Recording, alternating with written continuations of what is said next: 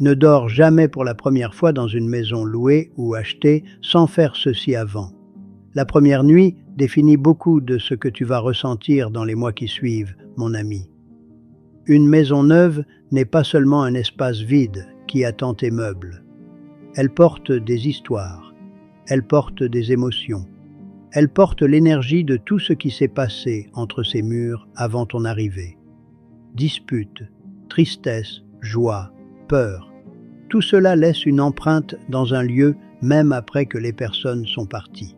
Et lorsque tu entres sans préparer l'environnement, tu commences à ressentir des choses qui ne sont pas à toi sans comprendre d'où elles viennent.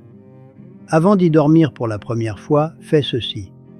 D'abord, ouvre toutes les fenêtres et les portes pendant au moins 30 minutes. Laisse l'air circuler, laisse entrer la lumière, laisse ce qui est ancien avoir une sortie avant que le nouveau n'entre. Ce qui est stagnant a besoin de mouvement pour partir. Ensuite, marche dans chaque pièce en silence. Touche les murs, ressens l'espace. Dans chaque pièce, visualise tout le bien que tu veux attirer dans ton foyer.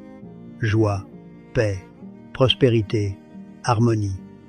Puis, fais bouillir de l'eau avec du romarin et du gros sel et lave le sol de l'entrée avec cette eau.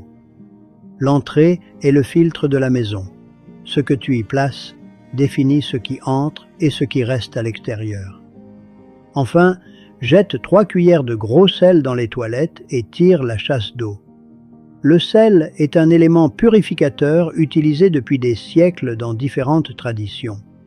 En faisant cela, dis d'une voix ferme et présente « Cet espace est maintenant à moi.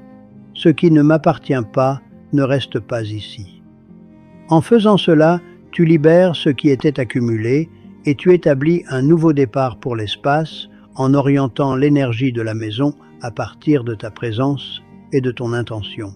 Fais cela avant la première nuit, mon ami. Ce que tu établis au début a tendance à se répéter avec le temps. Mais si tu vis déjà dans ta maison depuis un certain temps et que tu sens que quelque chose ne circule pas bien, il est encore possible de corriger cela. Choisis un jour, fais bouillir du romarin avec du sel et marche dans chaque pièce avec intention. Les maisons, comme les personnes, ont besoin d'être renouvelées de temps en temps. Si tu es en train de déménager ou que tu sens que ta maison a besoin d'un nouveau départ, écris dans les commentaires « Je bénis mon foyer ». Une maison n'est pas seulement l'endroit où tu dors, mon ami, c'est l'endroit où ton énergie se repose. C'est pourquoi prendre soin de l'énergie de ta maison n'est pas une superstition, c'est une responsabilité. Et si tu veux plus de pratiques comme celle-ci, participe au parcours d'évolution et tu recevras mon livre avec 150 et un rituels ancestraux.